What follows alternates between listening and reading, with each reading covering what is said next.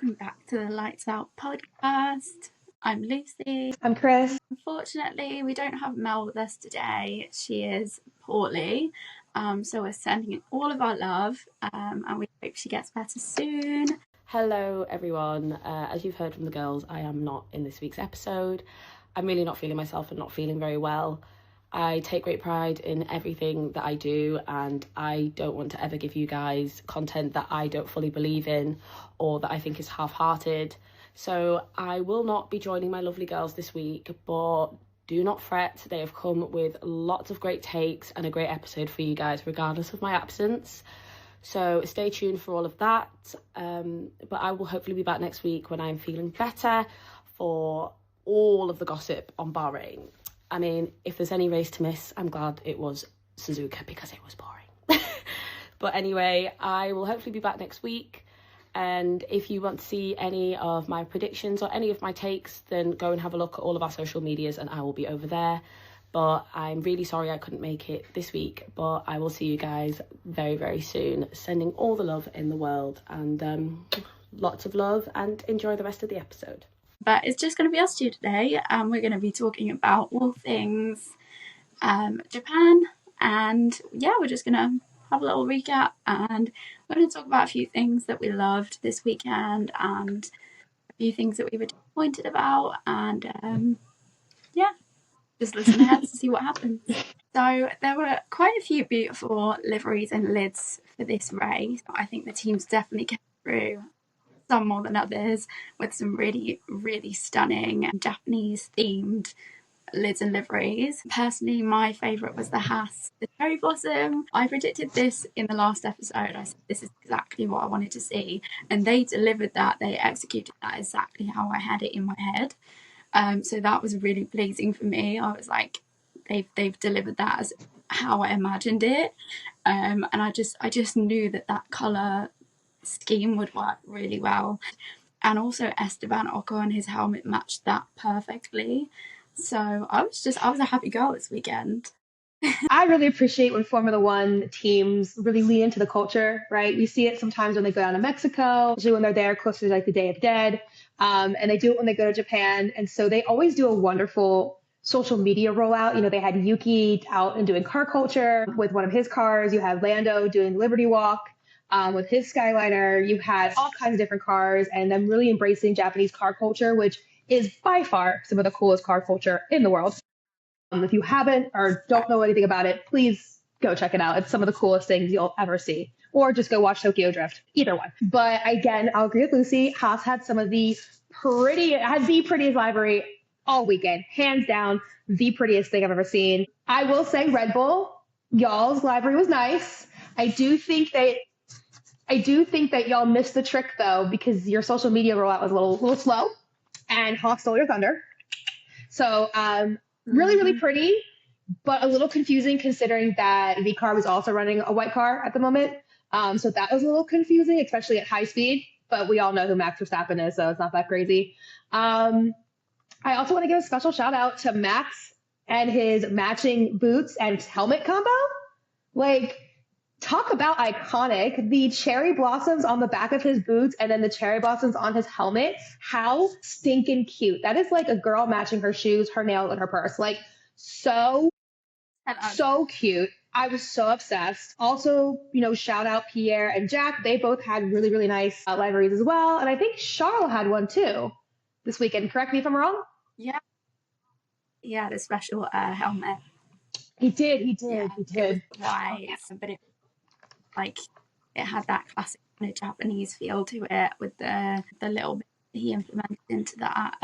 It was his 150th race as well, so kind of like a little, I guess it's a little tribute to that too. It was kind of fun. It was really cute, but I wish that he would branch out a little bit more from the red and white. Obviously, we know that is his Monegasque colours, and I respect that. I think it's great that he always pays homage to that, but I would like to see a little bit more sometimes from him. I think we know those are your colours, and it's okay. You can do just once, do some other colours. Nobody's going to be upset. I would love to see a dark Charles Leclerc like helmet. Like, I would love to see like a Sith type of helmet, like all black and red out or something like that. Like that would be really dope. So if you're listening, Charles, give us a black helmet with some red, and we'll say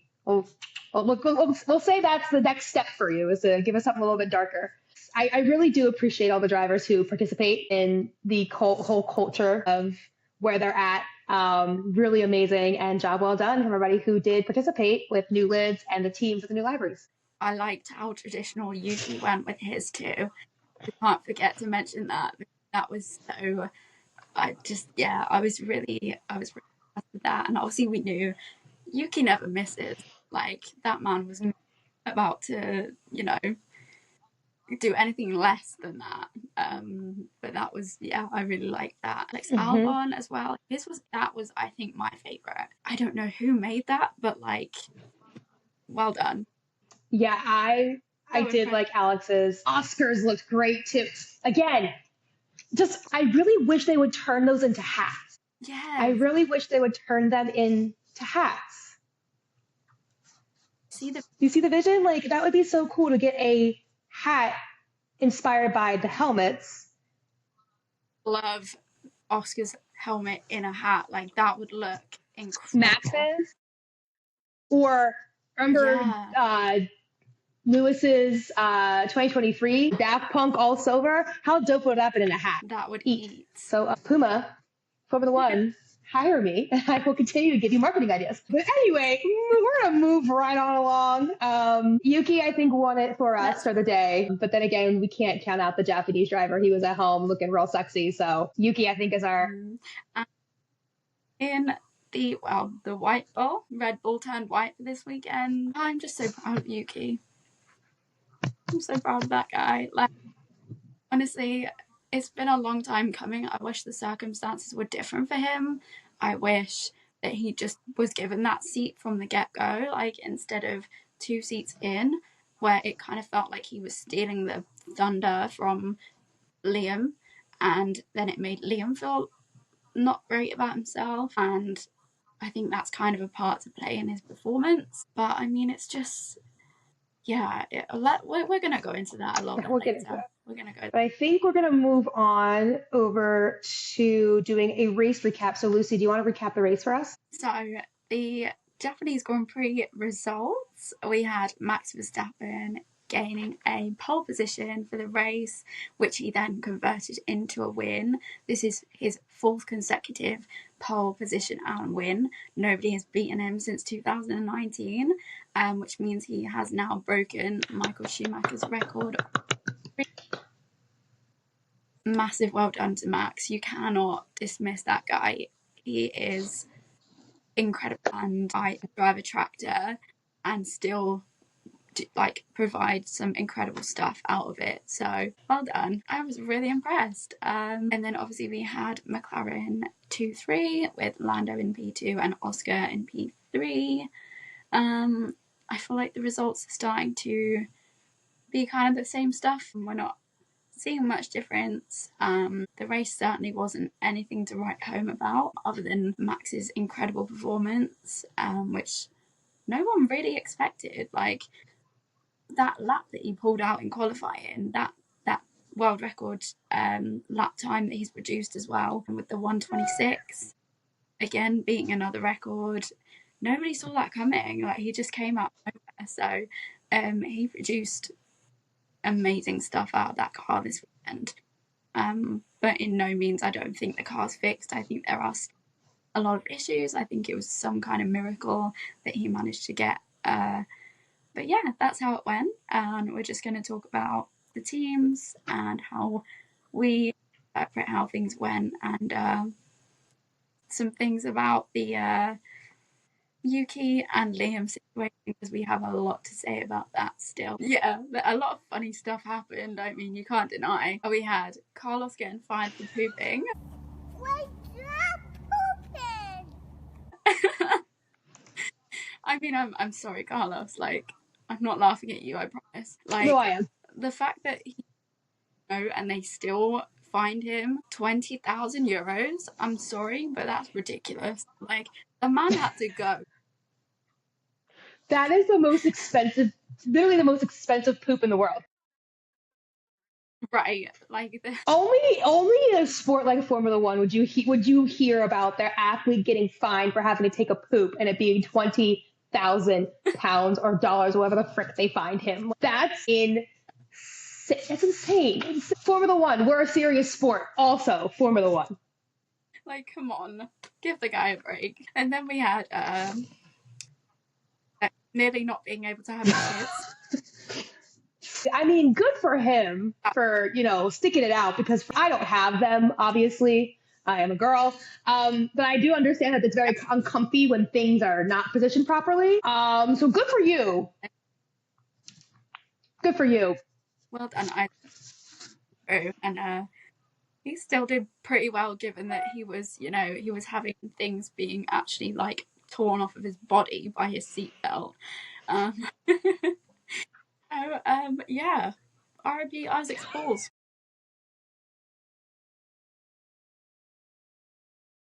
We hope they're okay. Oh God, yes. We're just gonna move on. And then we had Lando the firefighter. Fire. There's a fire at turn 7, turn 8. There's another thing on fire. There's another fire. Like, that guy was just fire watching. Yeah, I mean, yeah, that was some funny stuff. But I think that's got. And then we can't also forget Alex's crash out on the radio. Diva Alex is my favorite Alex. I'm sorry. I love it. So I love Crash Out Alex. I really do. I love it when he crashes out, because you know what? Like, he's so calm and mild-mannered any other time. So if you piss him off and he gets mad on the radio like that, he's been holding it in for a minute. Like, good for you, sir. Yes, King. You tell them, King. Tell them. You get the engineers together. No, but something was not working. The strategy, I think they changed their strategy and they didn't go to the plan working out, and like, it was just messy. It felt very, very messy. So obviously his adrenaline's going to be high. Like, he's going to be angry. He's going to be like, guys, you're literally messing my race up. I don't think he said anything wrong. Some people were offended by it. I don't think the engineers were offended by it. So Why should you be? Like, he had a point. Like, also, if you're going to be offended about radios, guys, please go watch a different sport. Please. Like, please seriously consider watching a different sport, because we like the radios, and if y'all keep bitching about it, they will take them away. Like they did the driver briefings that we no longer get to see because y'all couldn't be chill. Yeah, exactly. And that's an insight that I think the race would be a lot worse if we didn't get to hear radios. Like, can you imagine how boring it would be? Like, imagine watching it on mute, because that's exactly how it would be. Yeah. Like, you have commentary, but not going to really make it. Like, how are you really going to know what's going on without the actual insights from the drivers and the teams? It's not going to work. So if you don't like it, you're just going to have to live with it. But I thought he was funny, and he still did very well. Given wasn't working, he still scored in the points. So again, 3 races in a row. That guy he's doing quick. Work. He's quick. I mean, Ferrari did call and said they wanted their strategist back, so maybe pass them back. And I mean, I say that as a Ferrari fan, so like, pass them back, because no one deserves to suffer like we have to suffer. It's a curse and a blessing. But yeah, no, Alex Albon, thank you, King. We needed something to keep us all awake, because we were all, I mean, I'm in the US, so it was like a 1 a.m. race, and then we were all just kind of like, so this is what we're awake for? This is what we're doing? So yeah. So glad I didn't, because I'm sorry, I would have gone back to sleep. Like, yeah. Well, Mel was here in town with me in the US for a little bit of a special thing for me, and we watched the race together, and I'm pretty sure me and her were like halfway passed out on my couch during most of it. So I'm sure she'll have some recap for us at some point. But yeah, it was definitely not a race to write home to. Luckily, the Japanese Grand Prix fans are just incredible humans who do incredible jobs by being really awesome and really creative fans. So shout out to them for making this race weekend so much more fun. If you know, you know. Like cardboard cutouts and like faces, and the guy with the there was two people with the car hats. So there's a lore about him. So he's been doing this for a couple of years now, and I'm pretty sure he's an Alpine and Pierre Gasly fan. And his car hats actually used to be much smaller. Like we're talking like small. But this year, as he's gotten better at doing it and doing it every year, the cars, I think it's scale. I think it's to scale now. And Pierre took a picture with him and everything. Super cool. That's probably the most genius hat I've seen come out of the Japanese Grand Prix. In China, they had, or two people had the traditional triangle hats, except they were decorated like the teams. That was also really cool. In China, over in Shanghai, that was dope. And then, I don't know if you guys all saw, I'm sure you've seen it if you're on the internet, or if you've not been living under a rock, but there was a mini Charles, a mini Max, and a mini Lando running around the Grand Prix this weekend. They were so cute. You guys, they were so cute. And the mini Max and mini Lando are actually little girls. So shout out to their parents for really getting them involved in Formula One and making new little fans. Super cute. They got to meet the drivers of, who they were emulating. And apparently little Charles was like 16.16 kilograms. So it was like almost destiny that he met Charles Leclerc. So all just Japan, I just want to give you guys a huge round of applause. Your fans, your culture. Thank you so much for hosting us.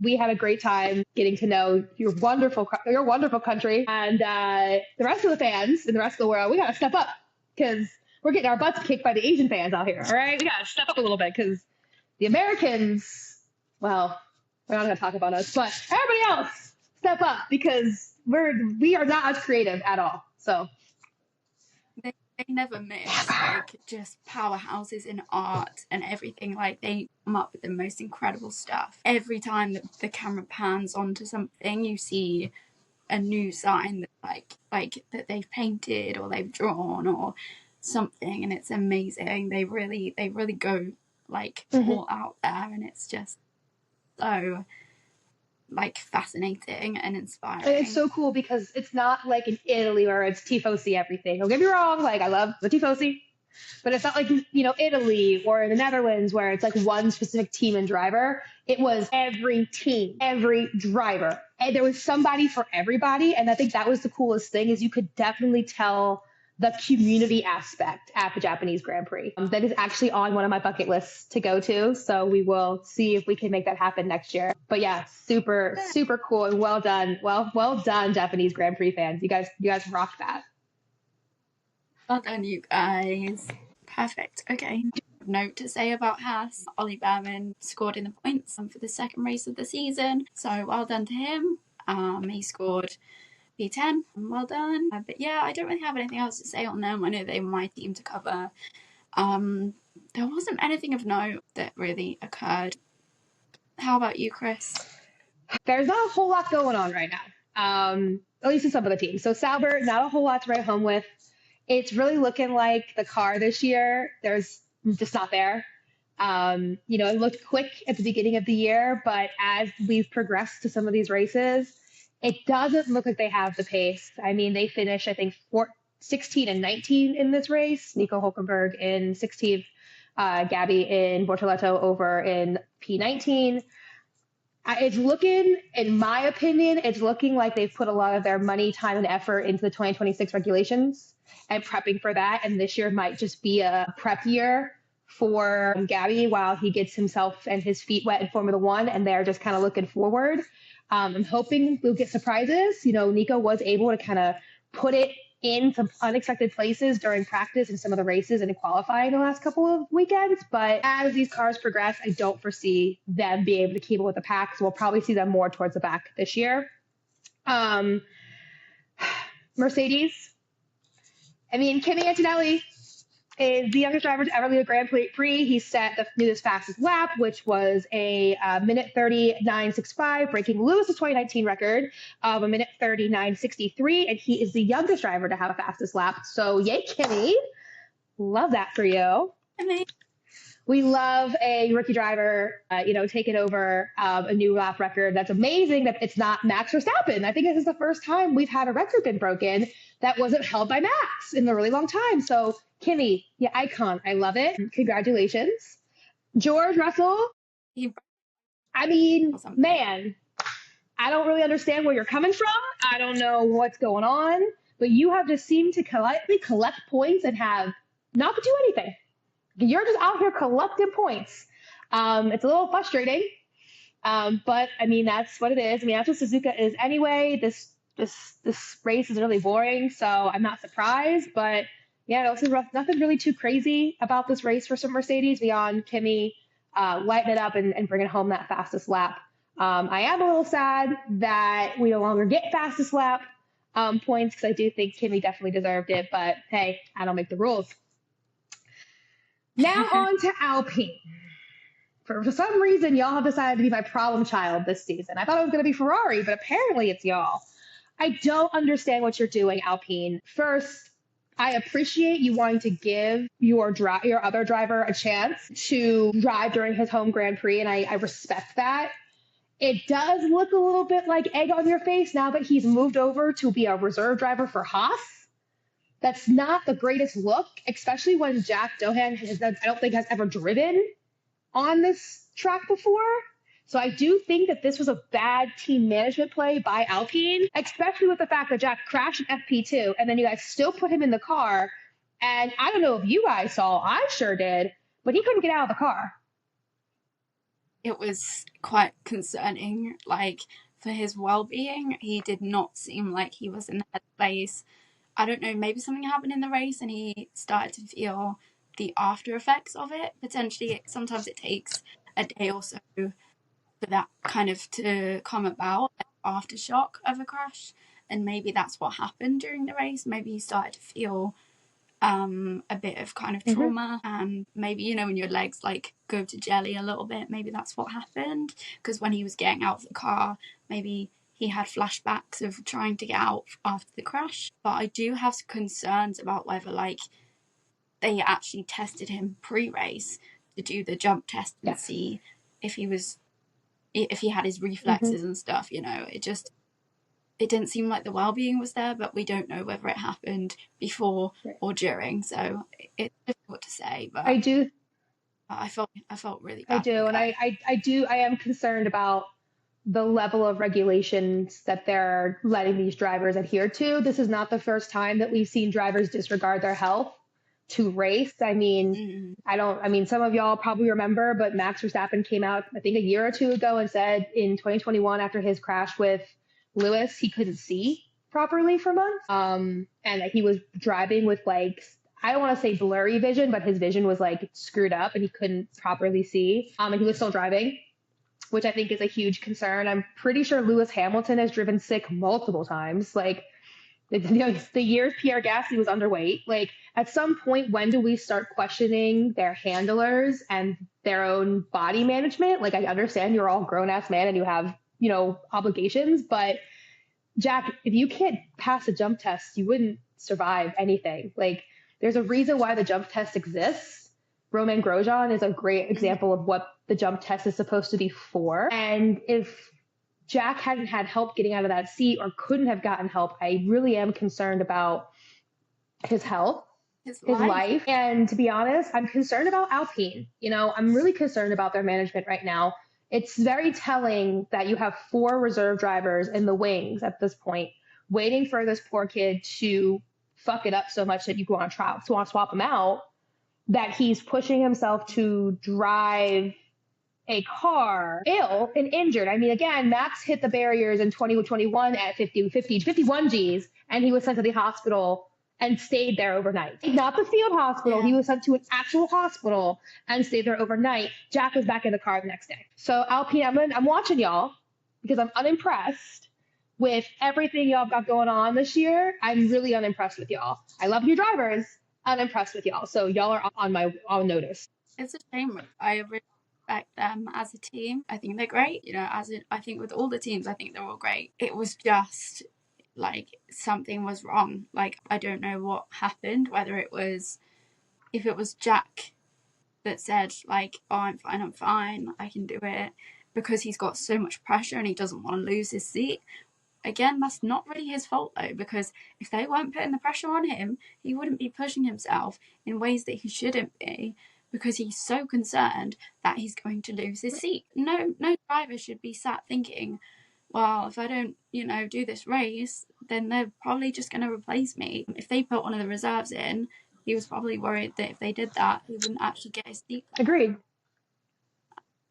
It's unnecessary pressure for him, and that's probably the whole reason he crashed in the first place, because he was trying so hard to get results, and he said he did that turn with DRS on in the sim, so he was like, well, I can do it, and he thought, I'm going to push myself. He wouldn't have done that if he wasn't seriously concerned about his place in Formula One. And I'm just concerned. And I know this is not Alpine, the mechanics. I don't really think it's out on Alpine, the drivers. I am truly concerned about what the management is doing. Again, this is the same issue I have with Red Bull. What does your manager do? What is the management doing that incites this kind of team culture?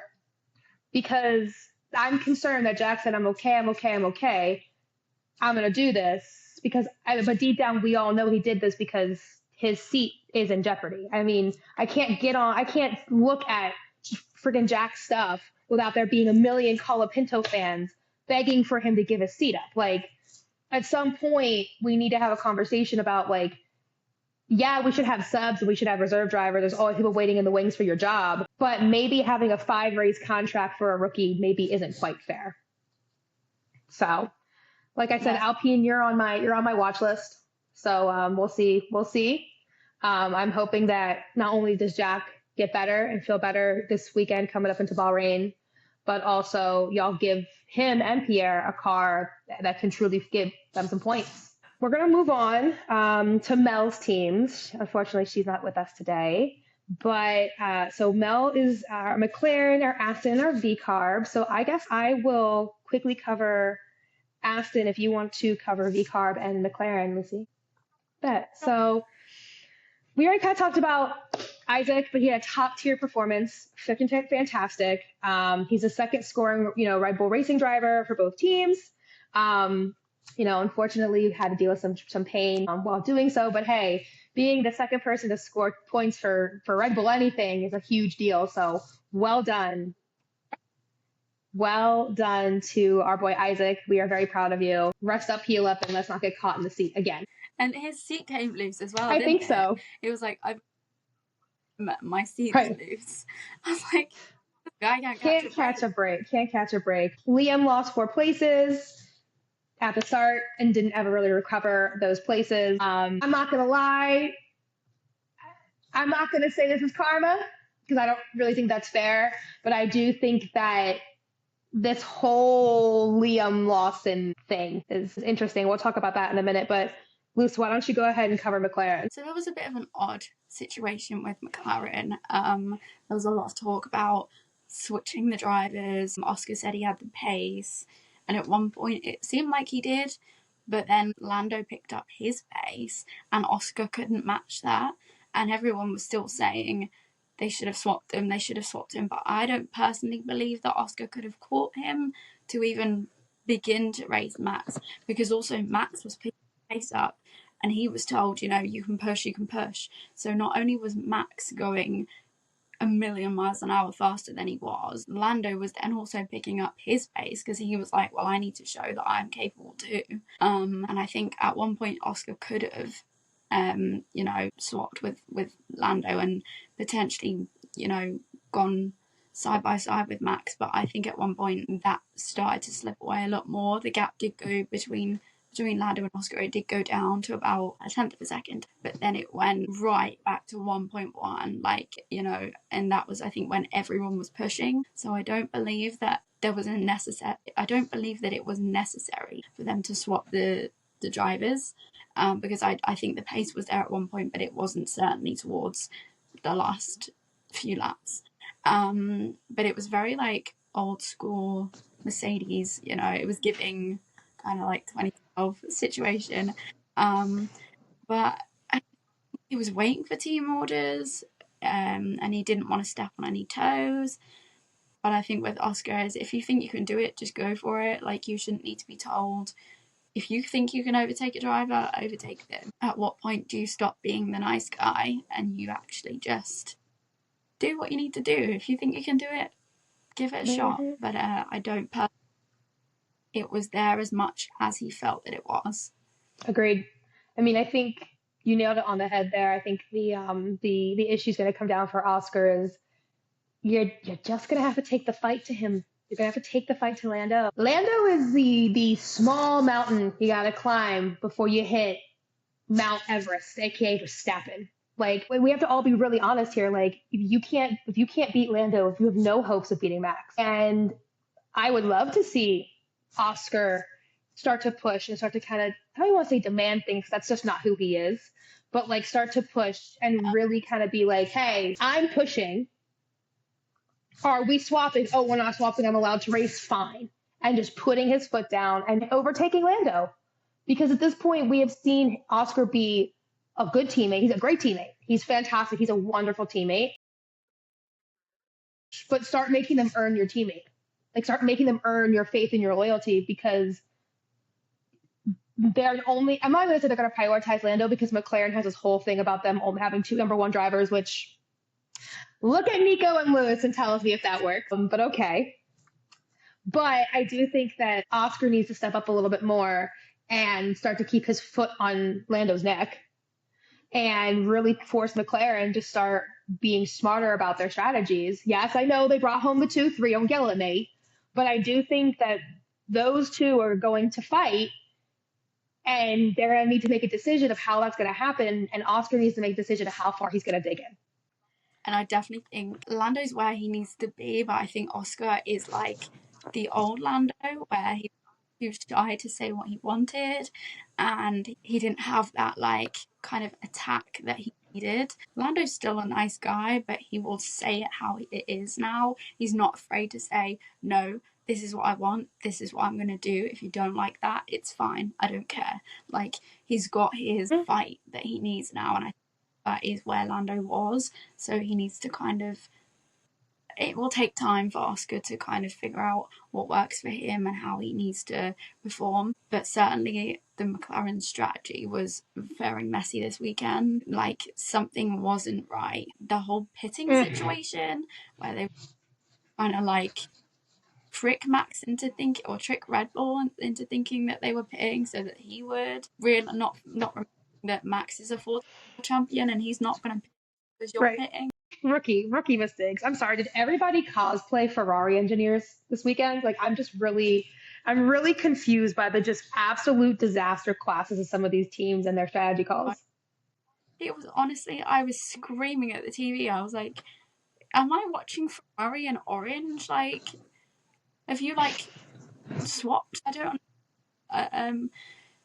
I really felt what it was like to be a full Ferrari fan this weekend. I was getting so angry. Like, the pitting situation was a mess. Like, I don't even have words to explain or describe what the hell went on. I don't think they understand what went on, and I would love to be a fly on the wall, like in that race debrief when they were discussing what happened, because the crickets, like the silence, if I was a driver, I would have just sat there in silence like this. I would have come in with just. So who? Like, I'd be like, until you speak, because I want to know what thoughts was going on in your head that you thought that was a great idea. Like, I'm sorry, it's so funny to me that they tried to trick Max and Red Bull into pitting. It's like, do y'all forget who he is? Like, do y'all forget like who that man is? Like, it's Max Verstappen's world. We're all just living in it. Like, you rookie mistakes, McLaren, rookie mistakes. They need to not do that again, because the thing is now is Max is 1 point behind. If they make a single error, he's leading the championship. They cannot do this again. That was seriously a mistake, and it's going to make it very, very hard for them to stay in the lead now. They've blown everyone out of the water in the constructors. I don't think anyone's going to catch them. But this championship is so important, and they they can do it, but they need to not make mistakes, because like Max's performance showed that it doesn't matter how screwed up your car is, he can still get something out of it.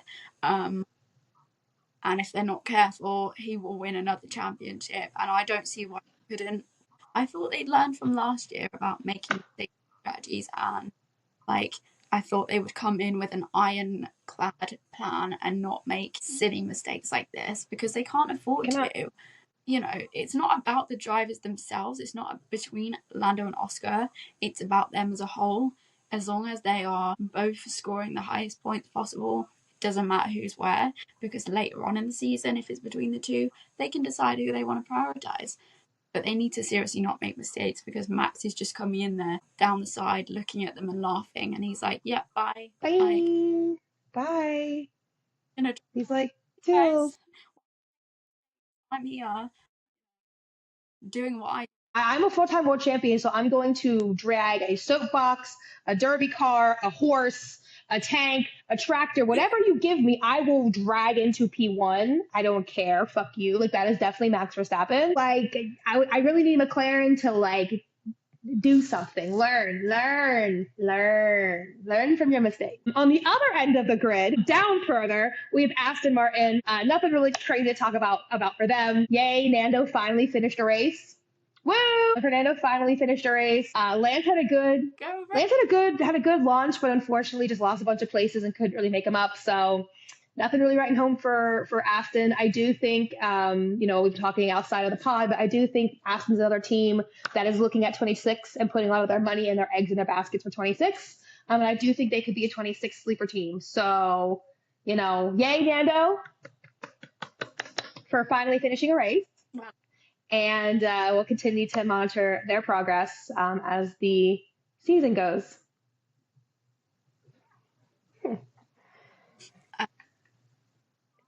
So talk about Ferrari, everybody's favorite team, as we can see.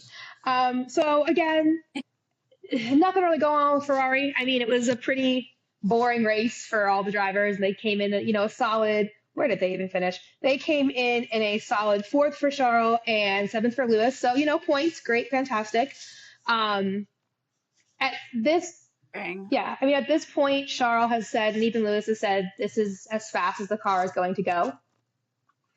At this current upgrade, at this current innovation, this is as fast as the car is going. This is what they have to work with. I know they have upgrades coming. I think I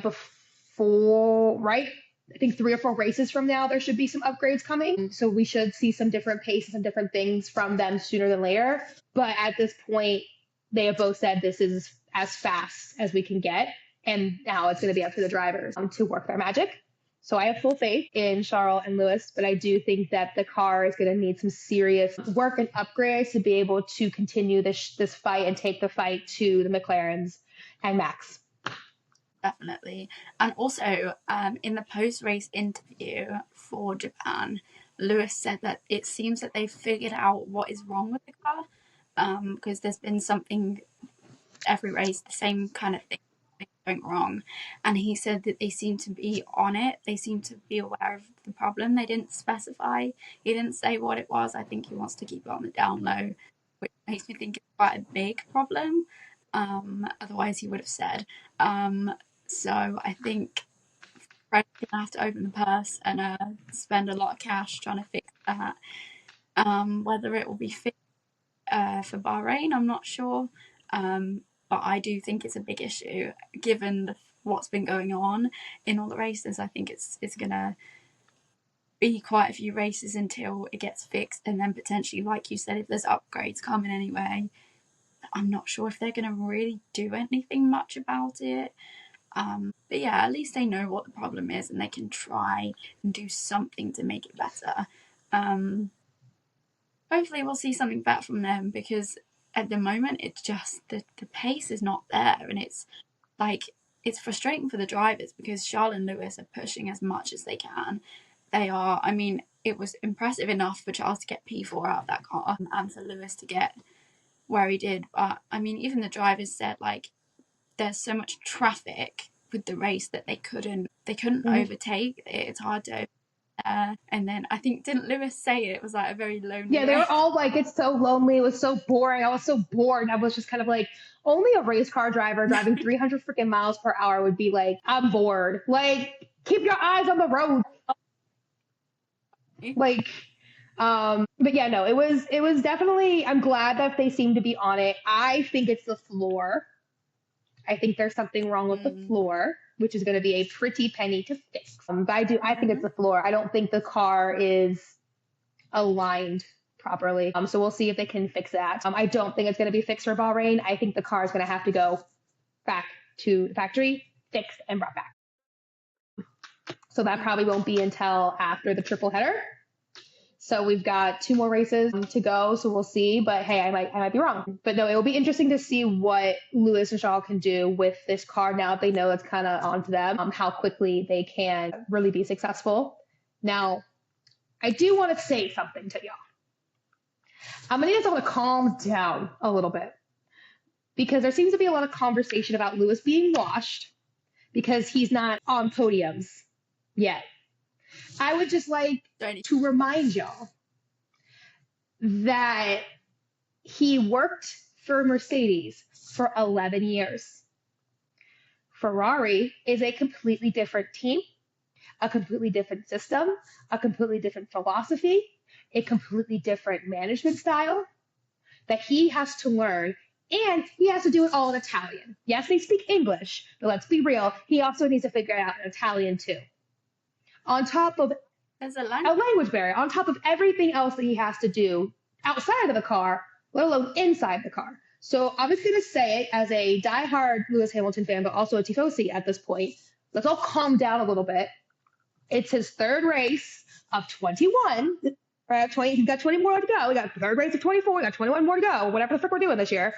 Like, give him some time and some grace to like get acclimated in the team, because that's kind of like you working for somewhere for 11 years and then going to get a new job and then getting yelled at. Right, and then getting yelled at for not knowing your job. So just. And this hefty piece of machinery, like, this is not. He has changed everything. He had to figure out how he wanted his steering wheel to be new. It's a brand new thing. He's then got to get to know that, get to grips with that. Obviously, he doesn't need to learn the tracks, but the cars are different. Yes, they look the same, but they are not the same inside. The feel is different. It's like when you get, if you drive, you get a new car, it takes a bit of time to get used to the feel of that car, and that's a car that's going slow. Like, compared to these cars that they're driving, it's going like probably 20% of the speed that they go. Can you imagine driving at that speed and still getting to know the car? It's not the same thing. So yes, he is a 7-time world champion, but that does not mean he is not brand new. He is brand new in this car, in this season. Do not put dirt in my man's mouth. Thank you. So yeah, just remember, guys, it's still early. It's still early. It's literally April. The season goes until December. Okay, it's literally April. I'm gonna need y'all to. I don't think stellar from him until probably the second half of the season. If that. I don't want to hear shit from anybody until Monza. All right. I don't want to hear shit from anybody until Monza. All right, not Monaco, Monza. That is where the Ferraris are built for. It's a temple of speed. I don't want to hear shit from nobody about Lewis Hamilton until Monza. And if it's not Lewis Hamilton as a GOAT, I love him. I won't ever want to hear anything from you again. Okay? Shut up. Shut up. Just shut up. Okay? Keep my wife's name out your fucking mouth. I would challenge Max Verstappen to go to a brand new team and jump in a car and do what he's doing. Yes, he's amazing, but it also takes time, right? Some of y'all seem to forget the Mad Max era where he was crashing everybody out and coming in P16, all right? It was a short time. Y'all weren't around. You know that it's those same people that are saying, give Liam a chance, give this driver a chance, give Lewis a chance. It's exactly the same. Like, I'm sorry, but it's no different. You have to forget about the fact that he's a champion, because it doesn't make a difference when you're in a new car. Like, I implore these people to go on a racing simulator and not crash. If that's the case, get yourself in a racing simulator and try and do a whole race at a proper speed on the racing line and not crash. Right. And not crash. Because I can't. We went to the F1 arcade and we were playing bumper cars. I was hitting walls, I was hitting other people, I was hitting barriers. I just bing, bing, bing, bing, bing, like a damn pinball. I'd be dead multiple times over if I was a Formula One driver. Like, it's actually bad. So guys, relax. Now, something funny that I will have to say is I do love how traumatized both of them are, because they did a full, 2 or 3 laps in the grass just to make sure, that they were of weight, because like you could tell the trauma is traumaing. Trauma is traumaing. Like 100%. Also, shout out Lewis for having his curls out and acting like a diva this weekend. Seeing his natural hair was the most beautiful thing. I cannot remember. I've been watching him since he started in Formula One, and I don't remember like the last time that he actually had his natural hair out. It was a long, long time ago. End of season 2022, he did, when he went to Brazil at the end of the year, he had his hair out. No, we went to Africa. We went to Africa was with his friends. Yes, no, I remember now. But before that, I don't even remember a time. Like, it's been, he hardly ever has it naturally. So it was really nice to see that. And yeah, it was cute. Definitely. I mean, I am pulling a Lewis today because my hair is also not up to par, and I am just like Lewis. If my hair is not done, I'm cranky. So I could tell he was kind of cranky about it and like not thrilled to be there, because like the way he like slid his like balaclava off and was just kind of like trying to like hide the fact that it's obviously a puffball back there. And you could tell he blow dried it. See, this is where the black comes in. You can tell he blow dried it, and B, that it's dry. Like, he needs to put it back in braids and remoisturize it, but he can't or twist. He can't because you have to give it a week in between styles, or you're gonna rip your hair out. So I could definitely feel a little bit of the diva of him showing up in the all red with the hat on, the hood. I was like, King, your hair is undone, isn't it? Your hair is undone, isn't it? People are like, he buzzed it. I'm like, he didn't buzz it. He didn't buzz his hair. Like, y'all seem to forget that he almost had a receding hairline in his 20s because he was buzzing his hair and the helmet was rubbing against it. So, like, he doesn't do that anymore. Also, it ages him like 20 years. And while his dad is a very good-looking man, I don't think that he wants to look like he's 60 at 40. So, yeah, Lewis's hair being out, chef's kiss. Thank you, Lewis. Thank you for showing us your curls. Now you can put them back. You just know that man, it's like us. Like, for me, if I forget to put jewelry on, my day is ruined and I don't feel good. I could look my absolute best and it's not enough because my jewelry is not on or my perfume is not on. So you know that man was going around depressed because he was like, my hair's not done. I feel like shit. I don't want to be here. Like, just get me done. Like, get this race done. I want to go home. I want to go home. I want to go home. So I was talking to one of my mutuals on Threads, and I was just like, okay, so like, does he have like a traveling like braider that comes to him? Does he do it himself? Like, push comes to shove, Lewis Hamilton, can you still do your own hair? Like, that's my question. I imagine he flies somebody out. Like, that man is rich. He definitely flies somebody to wherever he is in the world and gets it done. Oh, 100%. Well, as a Black woman, right, and I get my hair in braids quite often, you don't let nobody just play in your hair. Like, for the people who don't know, the braids and twists, these protective styles are not something that you just lightly fuck with. Like, this is something that you actually need to have a professional do. And so I'm sure he has someone that's been locked in doing his hair for years. Because his parts are always clean and crisp, but they're exactly the same every time. And that means that the person who does his hair doesn't enough to know exactly how he likes it and the way he parts it and the way it's supposed to lay in the helmet. So there's definitely somebody he pays to do so. But if push comes to shove, dude, can you do your own hair still? And also, what hair products do you have? Because I know you got that Beyonce shit. I know you got that Beyonce, so Creed, whatever it is. I know you have the Beyonce shit because like your hair is perfect. Like it's perfect. With us. Please share with the So class. Please share with the class because this puffball that I'm currently rocking could use some Jesus at this point. So yeah, that was really the highlight for Ferrari this weekend was seeing with Charles Leclerc's 150 helmet and Lewis's hair being out. That was really and you know what? We didn't have any stupid strategy calls. So, you know, I mean, you win some, you lose some, right? You know, everybody wanted to cosplay Ferrari that we didn't have to do anything. We just could, you know, maybe we got the brain cell. Maybe we got the paddock wide brain cell this weekend and everybody else was without it. Yeah. Anyway, we're going to stop talking about Ferrari because we need to move on to the real problem children, which is the Yuki Tsunoda, Liam Lawson, Red Bull nonsense. So, Lucy, I'll let you take this one away. Nonsense is a word.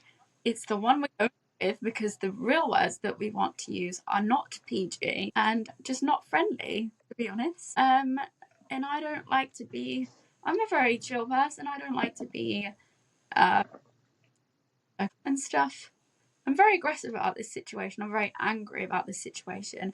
I tried to explain the situation to my mum because, you know, we've been watching it as a family, Formula One, for a long time, but she's never really looked at it.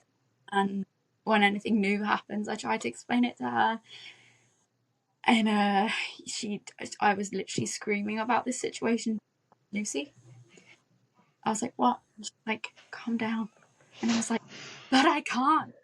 I was like, you don't understand how angry this makes me. Like, I'm such an empath and I feel for both of the guys for different reasons.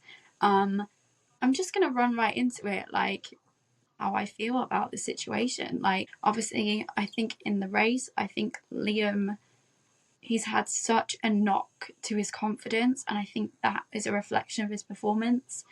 I believe he would have done a lot better under different circumstances. I don't think this is a measure of his performance at all.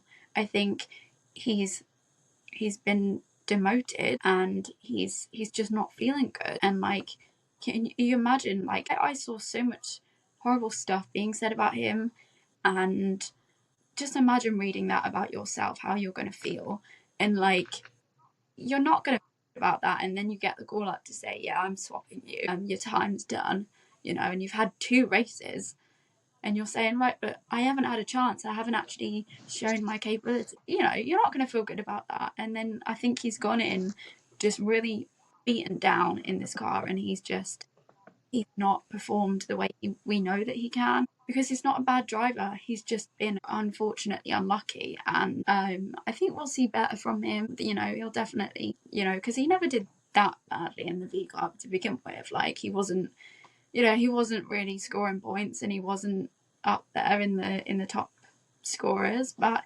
he wasn't as low down as he was. I think he was, what did he score in the end, like P15? What's he now? I can't actually remember. 17. Something like that. I'm gonna say 17. So you know, it wasn't great, but he's done a lot better than that in the past, when he was in that V Club before. So this is not a reflection of his performance, and I think he needs to lift his chin up, hold his head high, and he just needs to, you know, I say roll the sleeves up and just absolutely like kick that pedal to the floor and just produce what we know he can produce. He'll do really well. And I just feel so strongly about this, because I think they either should have had Yuki in there from the start, or they should have had him in there and have a whole season and say to him, you know, if you're not performing, you will be taking over in 2026. You've got to pick one, because it's not fair to Yuki and it's not fair to him, because Yuki's come into this seat and everyone's been, you've stolen his thunder, blah blah blah. Like, we, you know, everyone wanted him in that seat to begin with, and then he didn't get it, and we were like, you know, it's kind of a blessing. And then I feel like they've put him in that seat because they've seen that the car is not up to where it needs to be. And personally, I think they want him to fail. what they want Yuki to do badly to prove what Helmut Marko was saying, that he wasn't capable. I say that with speech marks because we all know that Yuki is a fantastic driver. He showed that to us in Japan with his P13, scored higher than Liam, and he did what he could in that car. I don't think he could have done any better. He got stuck in traffic. He said that he couldn't overtake anyone, even if he tried, because there was no space. So it's known for being a difficult track to overtake at, but I just think he should have had the seat from the get-go. I believe that he's been set up for failure because Helmut Marko said he didn't want him in that seat, and he said he wasn't good enough for that seat. So you've seen that your car's not good enough, and you've thought, well, okay, well, our driver's not doing that good in it. We'll put Liam in the better car because the V car is doing very, very well. We'll put Liam in the good car and Yuki in the other one, so we can show everyone that what they were saying, us fans, were saying, oh, he should have been in the car, he should have been in there, and prove to them that Helmut was right, even though he's not. Helmut's never right. That's how I feel about it. Helmut's never right. Helmut, a broken clock is right twice. And he's right. He's right now. Yes, I agree with everything you're saying here. I also just want to... I'm going to keep beating the dead horse about this Red Bull leadership thing because that's what this really comes down to. And to be honest, this is a PR stunt. I want everyone to understand that Yuki going to Red Bull for the Japanese Grand Prix is a fucking PR stunt. Okay? It was a PR stunt. Because look how quickly they rolled out the red carpet for Yuki to do all these things. Yuki, the Red Bull driver. Yuki Tsunoda, the Japanese Red Bull driver in Japan. And make the red car the colors of Japan. Like, I'm sorry, but like, this is a PR stunt. This is sports washing at its finest. Like, this is what Red Bull does. Because, and the unfortunate thing is that they will continue to do this because they can.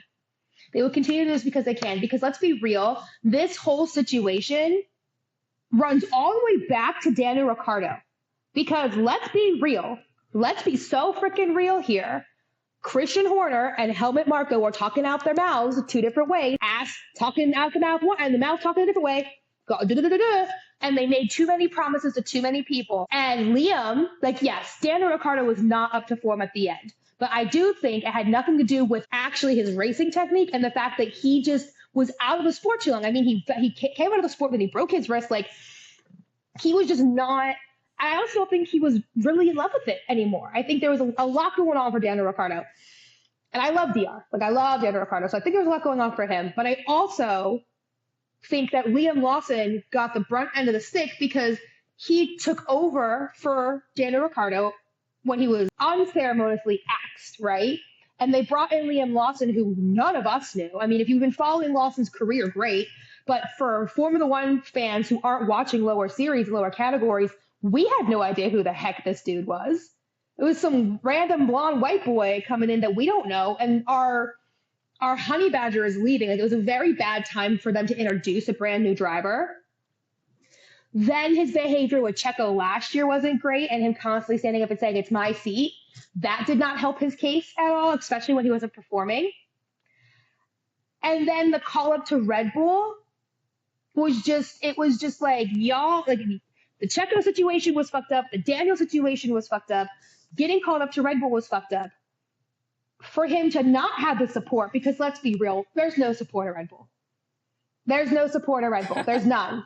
There's no support. Why do you think that Max looks miserable in everything but when he's got Charles, Lando, or any of the Red Bull guys around him? He's only happy when he has support, and there's no support really at Red Bull in the way that matters. I'm sure they all love each other, but there's no support for a rookie in the way that matters, right? So they shove Lawson out there, try to fix their bad PR. He can't do it. He can't fix it.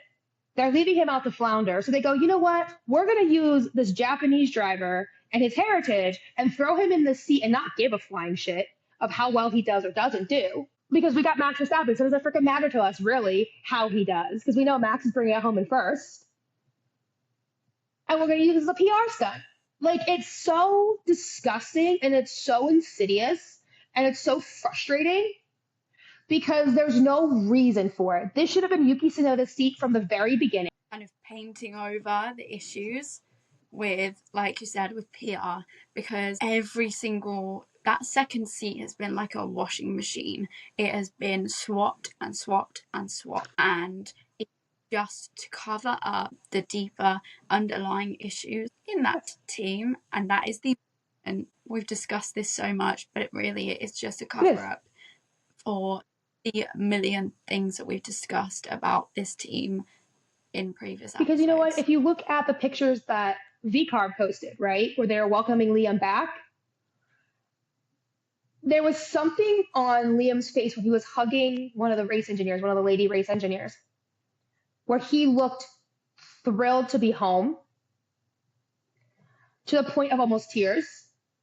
Like, everyone was so happy to have him home, and they kept saying, welcome home, right? It looked like he was coming back from war. Like, that was the very much the vibe I was getting from these pictures. Now, I don't know these people, right? But the pictures that Kim Illman had posted on his Instagram of Liam's welcome back really spoke war flashbacks for me. You could see that there was a huge amount of love in that team, like, for him, and support. And I think he's going to get the support that he needs, and the mental support that he needs. So yeah, I think, and do you know what?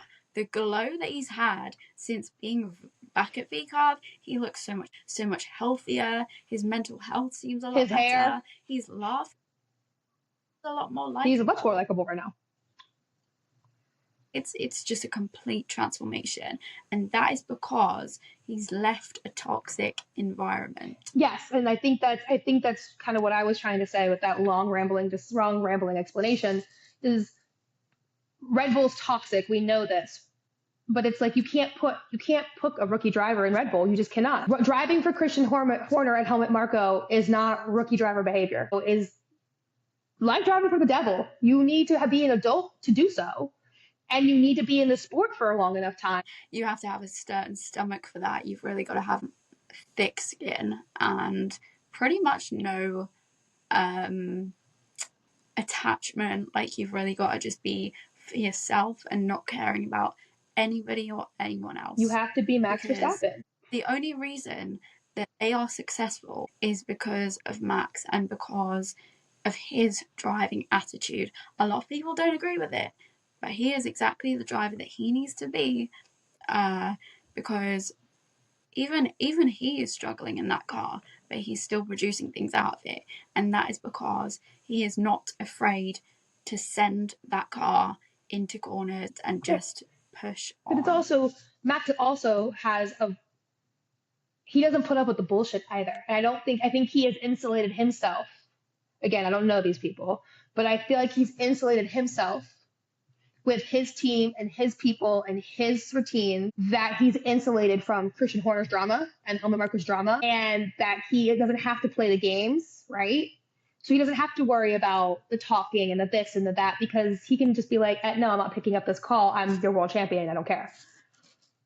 But a rookie does not have that. Also, let's be real. Red Bull has been searching for Max's replacement since 2019. They have been looking for the next Max Verstappen since 2019, and they've blown through guys like Carlos Sainz and Alex Albon and Pierre Gasly.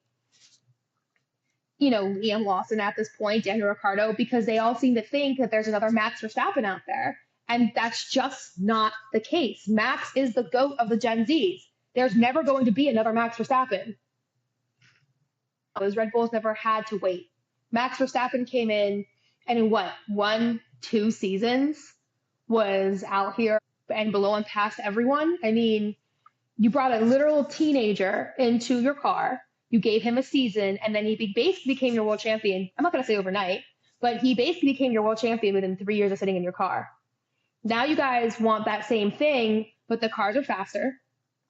The competition is stacked. I mean, let's remember, everybody, when Max Verstappen came in, he had front row seats to the Lewis and Nico meltdown.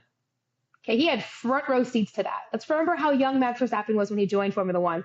Nico Rosberg was still driving. The talent was very different back then. You had a lot of older guys. You had Kimi, you had Sebastian, you had Fernando still. Daniel was still around. Like, you had a lot of drivers who are no longer on the grid anymore. Very There was a massive gap. There was a massive gap. And that was the beginning of the downforce era. Now these cars are innovated as far as they're going to be able to go at this point, which is why we're getting regulations for next year. Like, you can't expect a driver to come in here and be Max Verstappen because the era for Max Verstappen is over.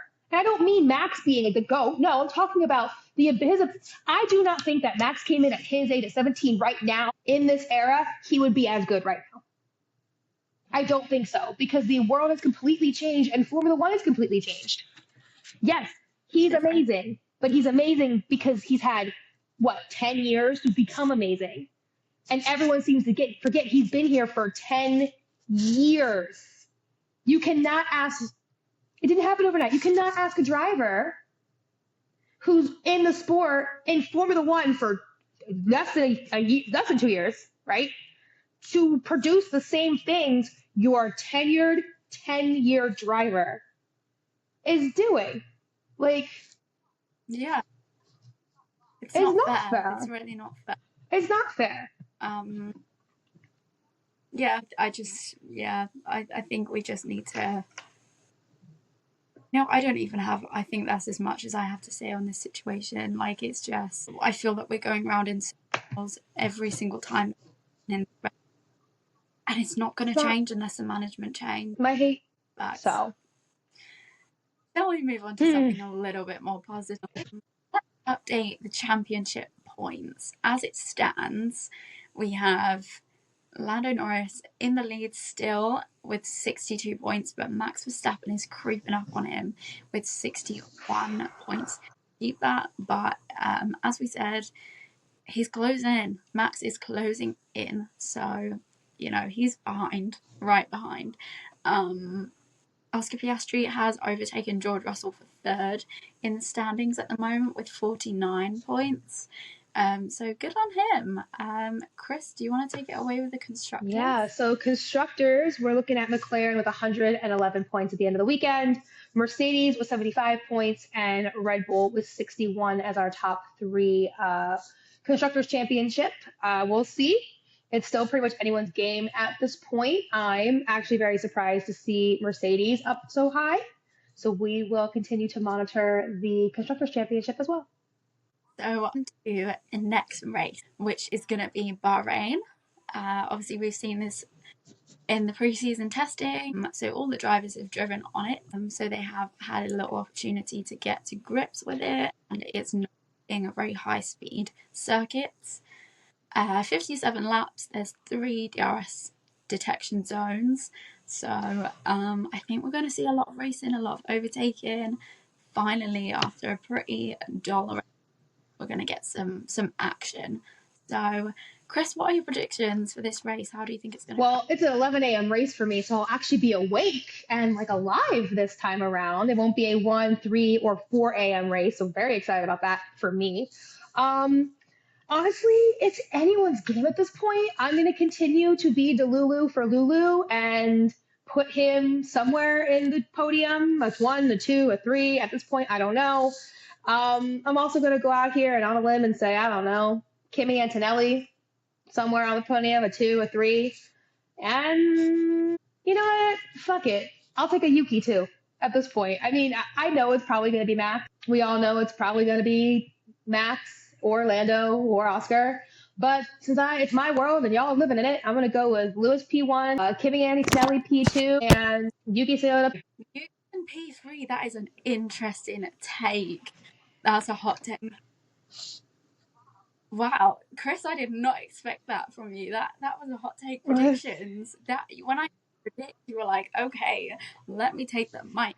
I mean, I would like to see something different, and I think Yuki could really do that. We could really do that for us. I would really love to see a rookie on the podium, and why it not be Kimi Antonelli at this point? I think he's the closest one that's going to have access to a podium anytime soon.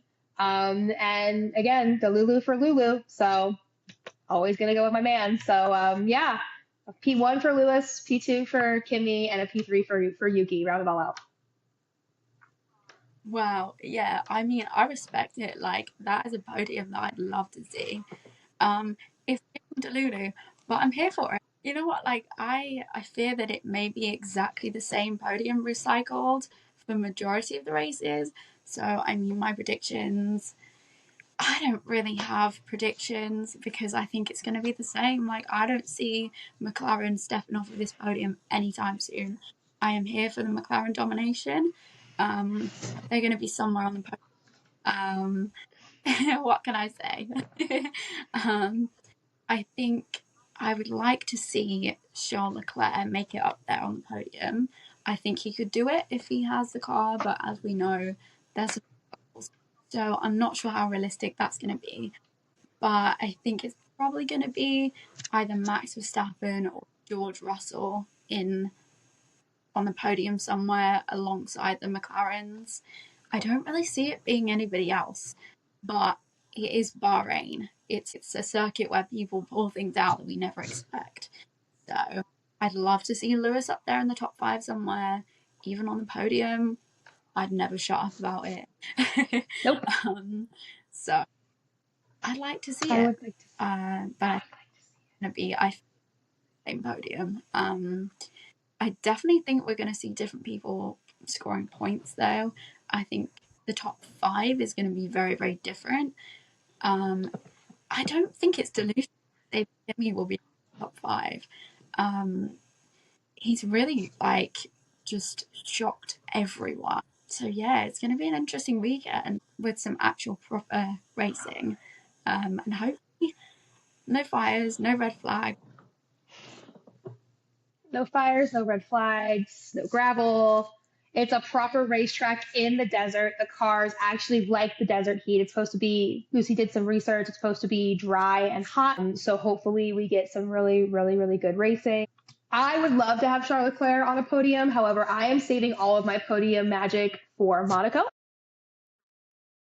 For him, I am saving all of the podium magic for Monaco, Spa, and Monza for this year. So those are the 3 that I'm saving my podium magic for Charles Leclerc, because there's nothing like a Charles Leclerc Monaco win, man. Nothing like it. And if he could go 2 for 2, I would be so happy. I want to see him cry. That's my thing. I just want to see him cry. So yeah, So I know I'm jumping ahead several races, but your podium's also insane, girl. I mean, yes, because we all know what it's really going to be, but I do think that your podium is insane, because let's be real, that Max podium is insane, and Lando and Oscar are going to fight. So it'll be good racing. I mean, I didn't expect Max to be on the podium this weekend, and that's why I'm saying I think he'll be up there again, because honestly, that man can do anything. So I didn't have him as my prediction, but I've just changed it because I feel like he could definitely be up there, but I really don't have. Most races I have a solid top 3. I'm like, yeah, it's going to be you, and you. This race, I have no idea. Like, so much shocked me from the last race, and I feel like George just really profits off of luck, and said that last week. I feel like he's just gonna kind of get up there somehow. Like, I don't know how the guy. You don't see the guy, and then suddenly it's like a jump scare. Right up it's like there. a jump scare. I will say that Lewis Hamilton really did a hell of a job fucking prepping this Mercedes for them, man. Like, Lewis, I'm so happy, but I'm also so rah. So yeah, George Russell is also a man of, I have no idea where the hell you come from, but I refuse to have a George Russell podium. My brain will not allow it. It's not. It's not fair. My brain will not allow it. So yeah, we will see what this Bahrainian Grand Prix gives us.